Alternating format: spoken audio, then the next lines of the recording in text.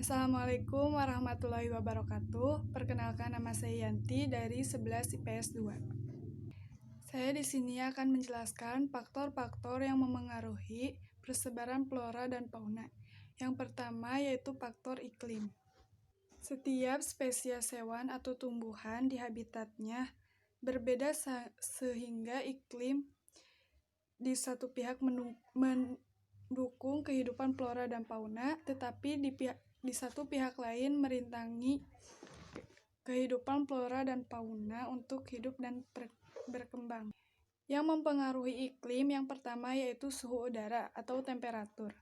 Suhu udara di setiap tempat di permukaan bumi ini tidaklah sama. Hal ini dikarenakan adanya perbedaan intensitas penyinaran matahari. Yang kedua yaitu kelembaban udara. Kelembaban udara dibagi menjadi 4. Yang pertama yaitu Xerophyta adalah tumbuhan yang sangat tahan terhadap lingkungan yang kering atau kondisi kelembaban udara yang sangat rendah. Contohnya tumbuhan kaktus yang hidup di gurun pasir. Yang kedua yaitu Mesophyta adalah tumbuhan yang sangat cocok hidup di lingkungan yang lembab. Contohnya anggrek dan cendawan. Yang ketiga yaitu Hygrophita adalah tumbuhan yang sangat cocok hidup di lingkungan yang basah. Contohnya yaitu tumbuhan eceng gondok dan teratai. Yang keempat yaitu yang terakhir adalah Tropophyta. Adalah tumbuhan yang mampu beradaptasi terhadap perubahan musim kemarau dan penghujan. Tumbuhan ini merupakan tumbuhan khas iklim monsoon tropik. Setelah kelembaban udara yaitu angin.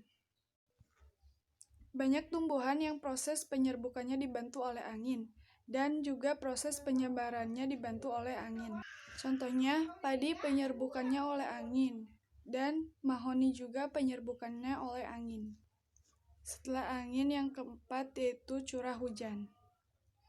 Banyak sedikitnya curah hujan akan menentukan formasi vegetasi di muka bumi, sekaligus mempengaruhi hewan yang khas pada lingkungan vegetasi tertentu.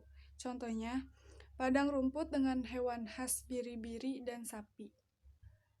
Faktor pertama yaitu tadi iklim. Yang kedua yaitu kondisi fisik muka bumi.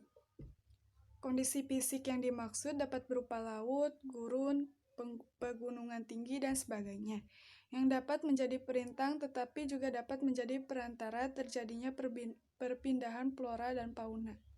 Yang ketiga yaitu adaptasi. Flora dan fauna mempunyai kemampuan untuk beradaptasi dengan lingkungannya. Yang keempat yaitu seleksi alam. Di alam berlaku ketentuan bahwa yang kuat adalah yang menang. Oleh karena itu, setiap binatang akan berusaha untuk menghindari dan bersembunyi dari predator. Contohnya, capung berwarna kusam lebih banyak daripada capung berwarna berwarna cerah karena lebih samar terlihat oleh predatornya. Yang kelima yaitu makanan. Beberapa jenis hewan yang hidup di daerah tertentu berarti daerah tersebut terdapat makanannya. Contohnya koala yang terdapat di Australia karena eukaliptus yang menjadi makanannya hanya tumbuh di daerah benua Australia. Yang keenam yaitu persekutuan hidup. Beberapa jenis flora dan fauna membentuk persekutuan hidup yang baik secara mutualisme, komensalisme maupun parasitisme. Yang ketujuh yaitu manusia. Manusia adalah faktor yang sangat menentukan terhadap proses penyebaran flora dan fauna di muka bumi.